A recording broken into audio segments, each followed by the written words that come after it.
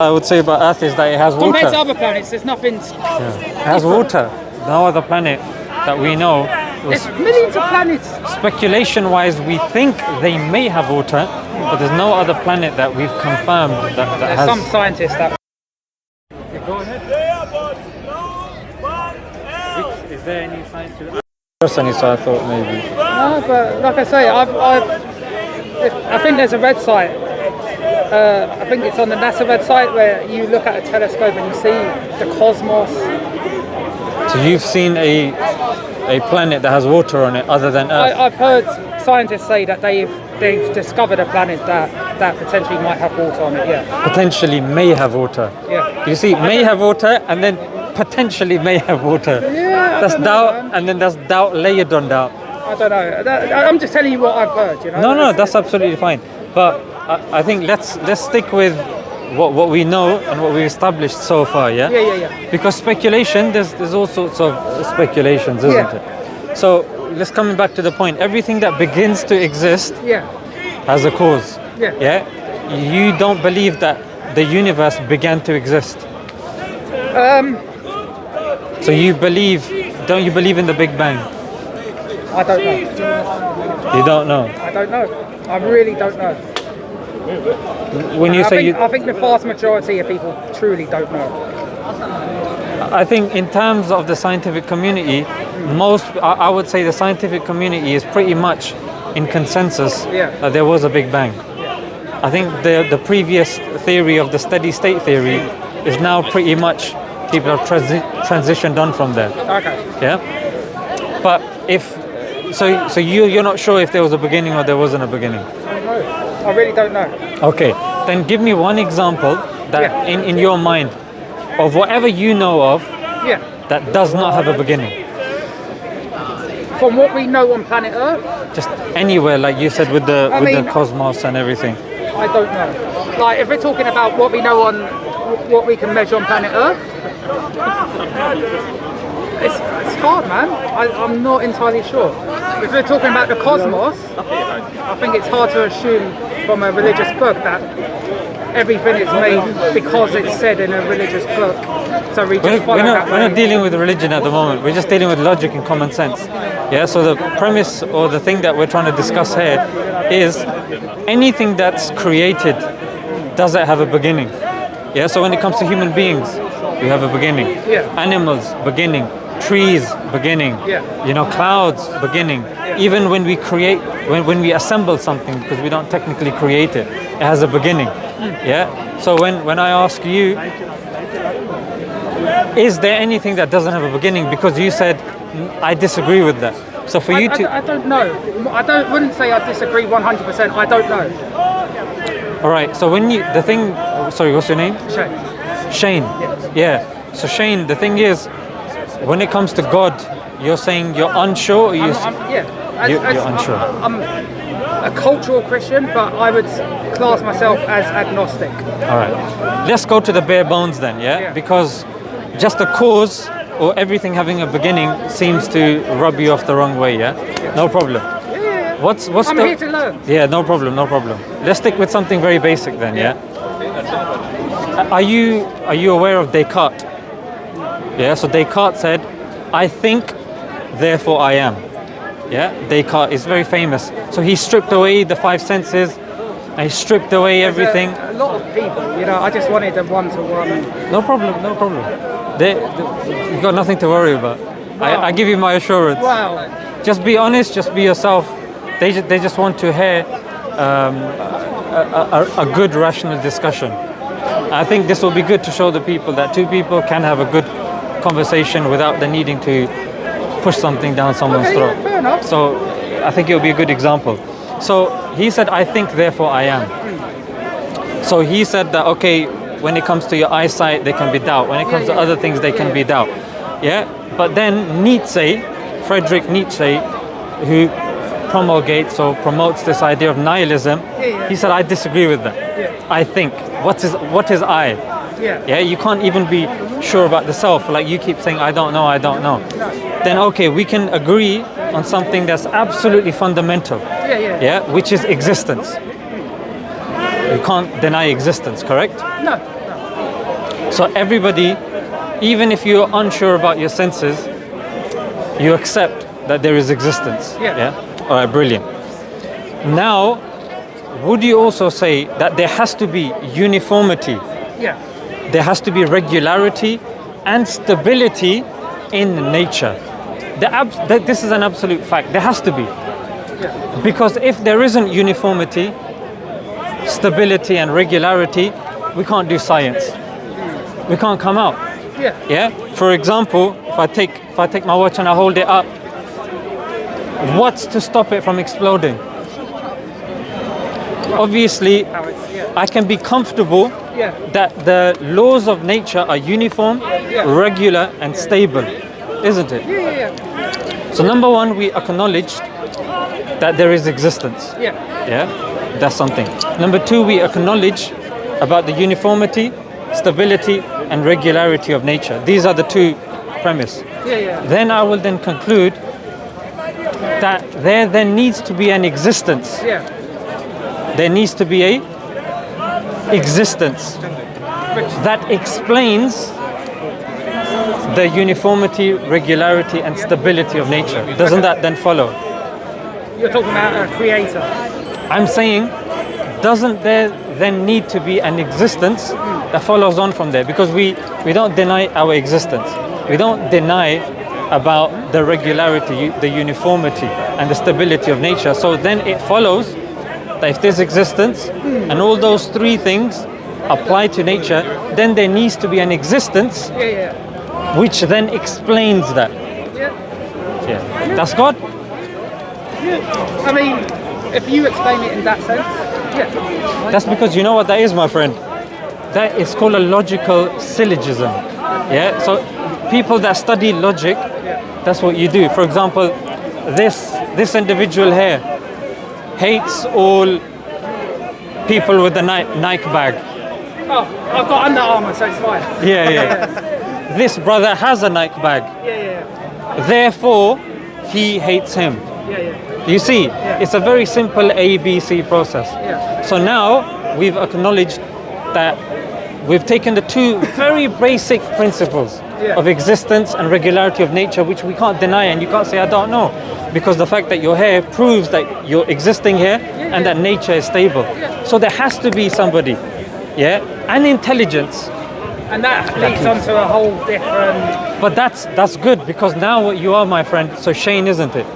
Now you are what they call a deist, which you acknowledge that there is a creator, there is intelligence, but you just don't know what it is, which is a step up, because before you weren't sure. You said there could be, there couldn't be. Yeah, I mean, like I say, I still...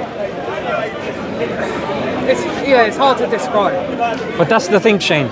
There's one thing that we need to rest on, which, whether we accept, we can't really deny this point, that everybody has one type of knowledge. And that's logic, that's common sense, rationality. But that is subjective, because there would be an atheist that would then say to you, it's not to believe in a God is BS for whatever reason, and they would give you a list of reasons. So that could be, subjective. But then we will, no, but I'm talking about Common logic. sense. No, I'm talking about logic. No, I didn't say common sense. Logic, because logic follows a framework. It's taught in universities. It's a subject in its own right. Do you see? So when we're dealing with logic, Shane, and we've come to a conclusion, we should be intellectually honest with ourselves. That, you know what? ABC, that makes sense. So let's just say we do acknowledge that there is a creator, that there is intelligence.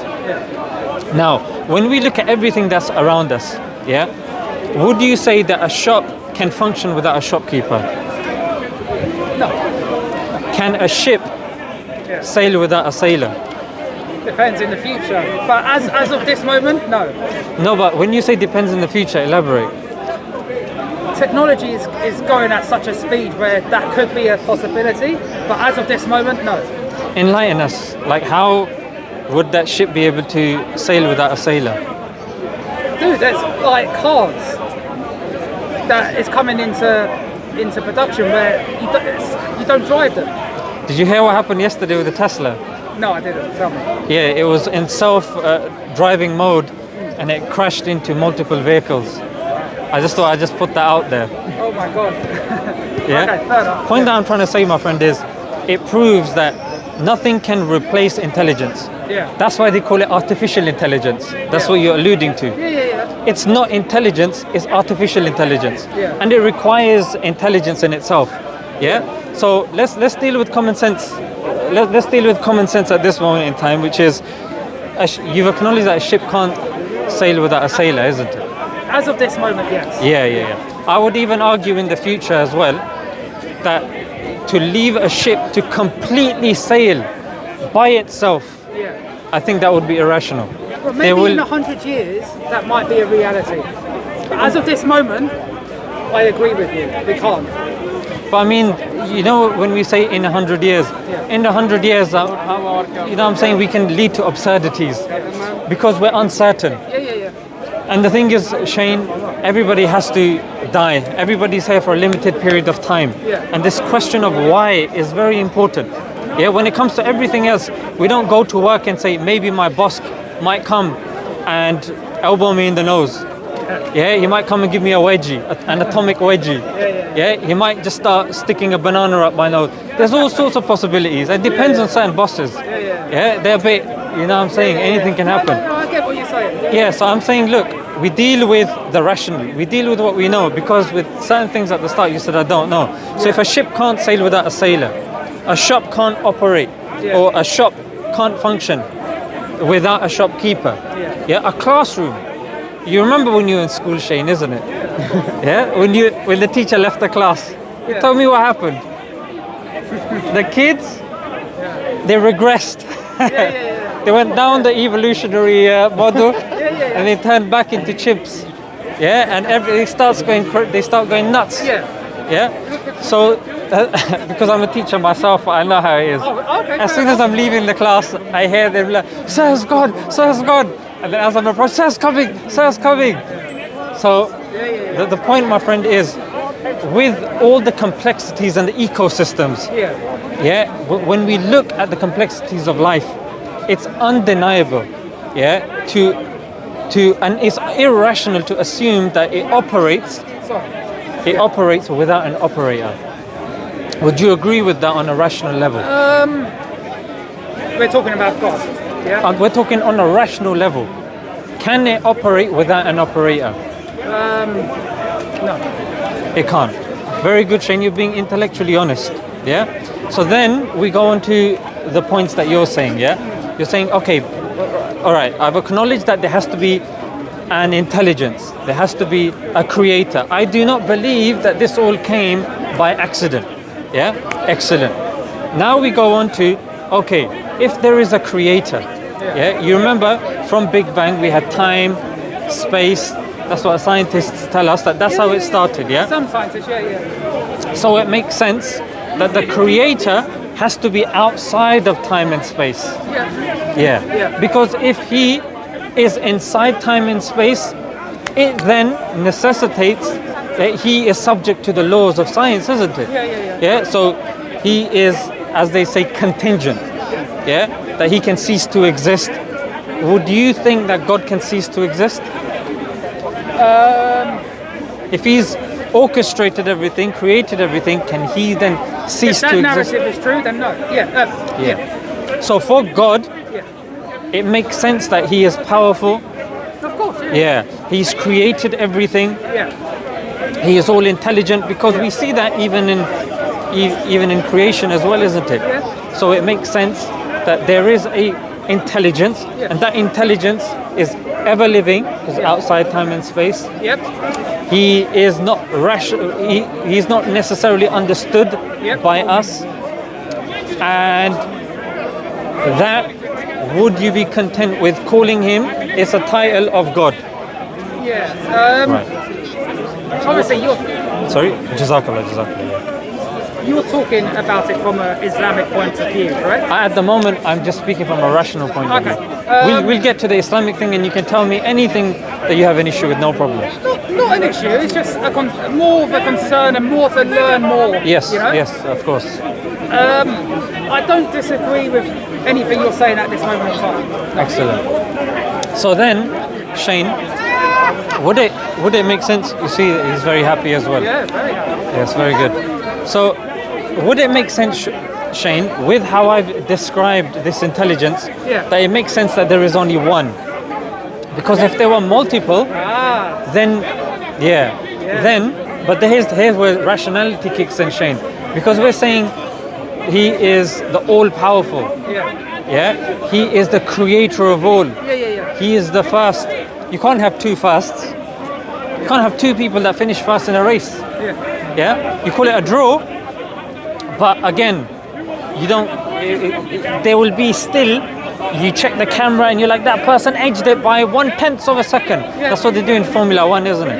I don't know it's Formula One anymore, but they say he's won a 1/10 of a second pole position. So it makes sense that God is one. Because you can't say, he is all powerful, but he's all powerful too. He is the first, but he's also the first. Basically, you're dismantling some religions. I think Hindus believe in multiple gods. Hindus believe, Sikhs, thousands, Sikhs as well. I don't know. Do Sikhs believe in multiple gods? I'm not sure. Possibly I don't want to attribute anything to Sikhism, but I think certain beliefs that they have with Guru Nanak, I mean, I don't know. I'm speculating. But the thing, Shane, is at the moment, the thing is, what you have to understand, we're all products of our society.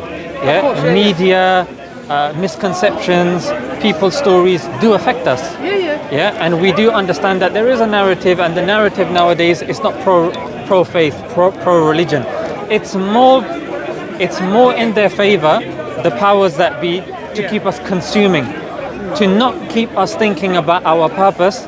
Because if we start thinking that we are not defined by what we are purchasing, then they don't make their money. So they have to make you think, Shane, that you're not good looking, you're not handsome, because you're then going to go and buy extra grooming product.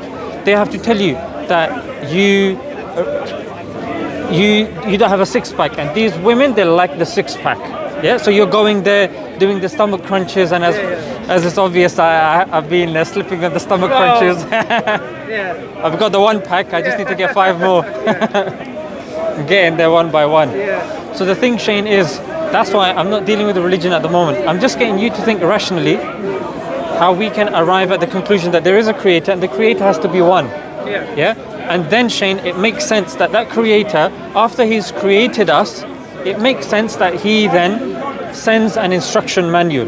For example, I don't know about you, but anytime I buy like a shelf from IKEA, I have to sit there and get my thinking cap on and start looking at the pictures. And now imagine if I didn't have that instruction manual. I'd have a shelf that normally should be here, but my shelf would probably be here. You got one compartment there, one compartment there, one compartment dangling over there. Be all over the place. Now, if I get an instruction manual, I appreciate it. Now, if IKEA go, you know what? We've seen your videos. We appreciate you. So we're going to send someone, Shane. We're going to send somebody that's going to help you understand that instruction manual. You'd appreciate it. So what the theistic religions believe, Shane, is God then sent instruction manuals and then sent prophets to explain those instruction manuals. So prophets came after the books to explain the books, and that's rationally, Shane, how you can understand that there is a God. Number one, that there is one God. Number two, number three, rationally makes sense that there is scripture that God sends for us to understand. Number four, it follows therefore that there are prophets that have been sent.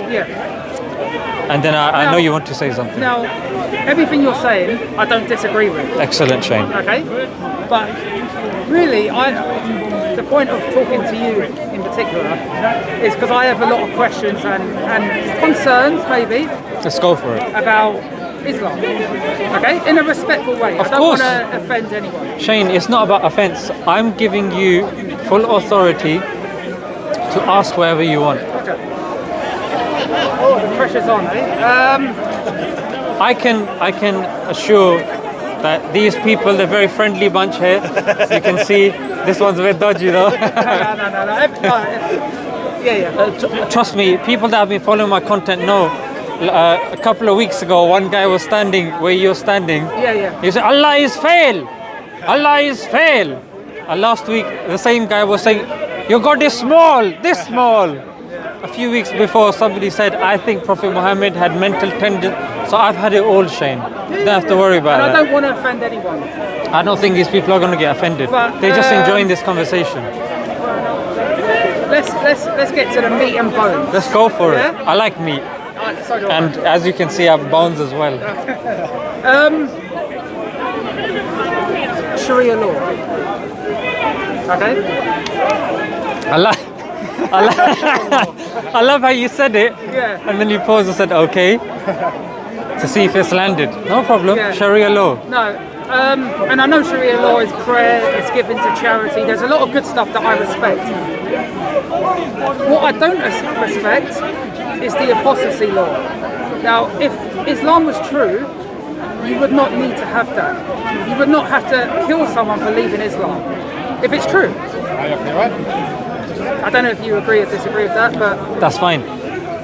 From your knowledge, Yeah. is there any other religion that think- that has the apostasy law I think or that Jews- discuss it? Judaism does. All right, and that's in the Bible. You The agree Old with that, yeah? Yeah, it's in the Old Testament. It's actually in Deuteronomy chapter 13, verse 6. Yeah. Yeah, So you know it very well. I do. I'm aware of these questions. Okay. No, of course. That's why I came to you, because yeah, you're yeah, a known exactly. figure, you know your stuff. Well, You know, debatable, so but I'm just here to learn. yeah, he's here to learn as well. Yeah. The wasp. Yeah. So I just wanted to see, and are you aware that the society that we live in, Yeah.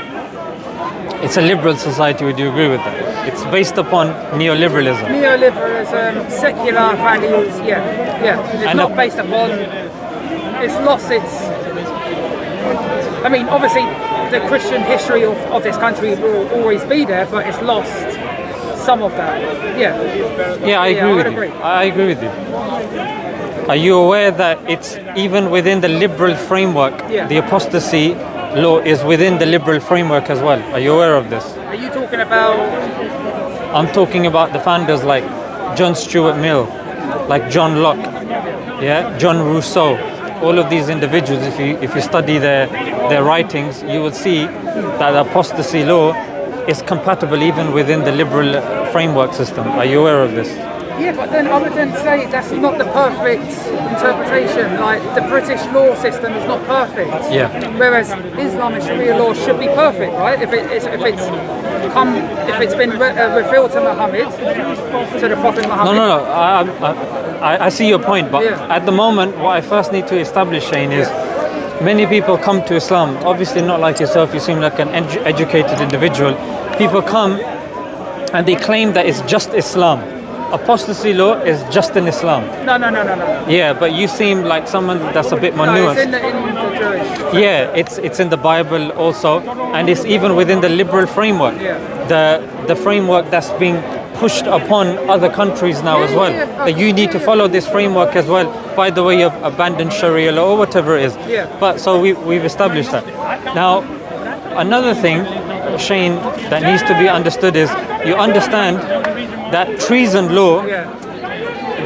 Can you just summarize what's your understanding of the treason law?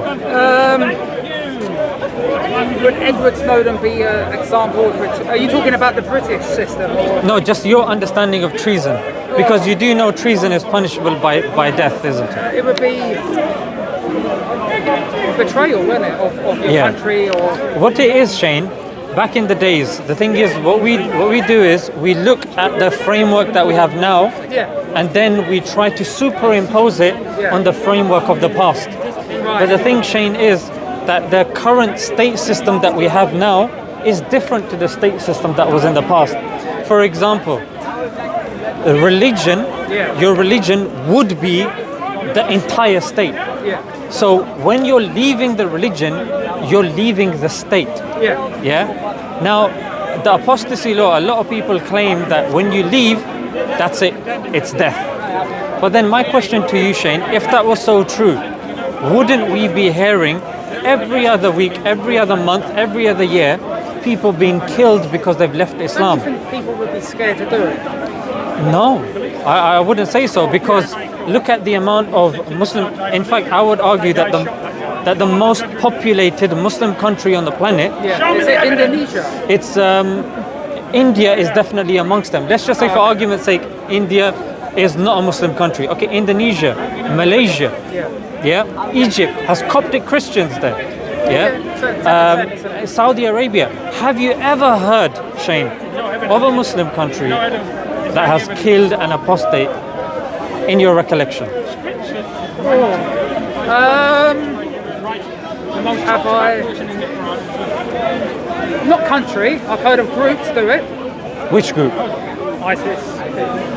Are you aware of ISIS? Yeah. What they do? Like in terms of who ISIS is? Yeah, I know they're created. There's not a single Muslim, a credible Muslim scholar or group that considers ISIS to follow mainstream Islam. That's just one example. So Yeah, of course.